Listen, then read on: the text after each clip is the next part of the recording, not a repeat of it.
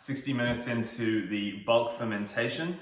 The dough has settled, it's filled the base of the container, and it is starting to rise just a little bit. What I want to do now is the first of 3 stretch and folds. So now the remainder of the water that's required in the recipe, about 20 grams, you're going to use to keep your hands wet, damp during this process.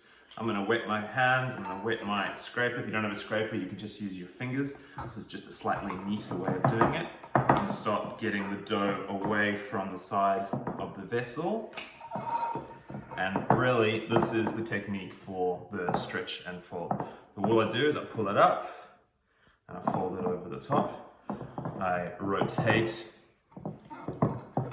Same thing on the other side, up, and I rotate, keep those fingers wet so that the dough doesn't stick to your hands too much. Fold again.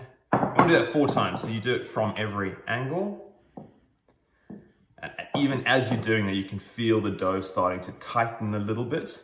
You want to be as gentle as you can because you don't want the dough to deflate too much. The gas that's inside there that's causing the rise, you want to try and keep as much of that in there as possible. So we're not kneading, we're stretching and we're folding.